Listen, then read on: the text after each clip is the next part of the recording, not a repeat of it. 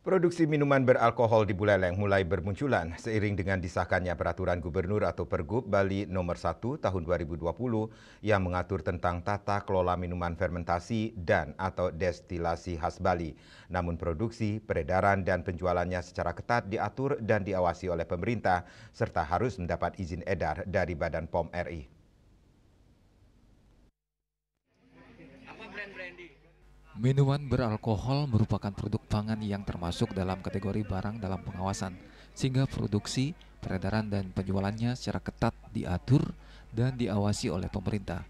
Peredaran dan penjualan minuman beralkohol di Buleleng hanya dapat dilakukan setelah melalui proses evaluasi keamanan pangan dan mendapatkan nomor izin edar dari Kepala Badan POM RI, serta hanya diizinkan dijual oleh pelaku usaha yang telah memiliki izin memperdagangkan minuman beralkohol sesuai dengan penggolongannya.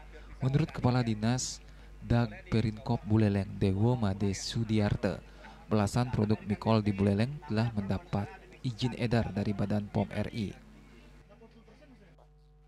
18 pelaku usaha mikol ya, itu kan sudah ada izin khusus dari pusat ya. Nah, kita di pemerintah daerah katanya untuk memfasilitasi rekomendasi dari sisi produksi ya, kemudian pengawasan termasuk juga fasilitasi bersama perangkat-perangkat pusat ya, Lokapom untuk melakukan pendampingan untuk penelitian izin edar untuk beberapa produk yang ya. Meski banyak produsen minuman beralkohol di Buleleng, tidak banyak yang mendapat izin edar. Kepala BPOM Buleleng saat dikonfirmasi menyebut syarat yang diatur oleh BPOM RI selalu penerbit izin edar diantaranya ketentuan teknis bahan baku, proses pembuatan dan peralatan pada produksi minuman tersebut.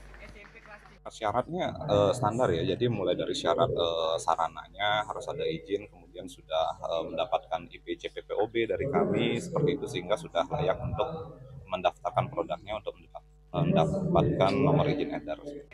Yasri Yuli, Bali TV.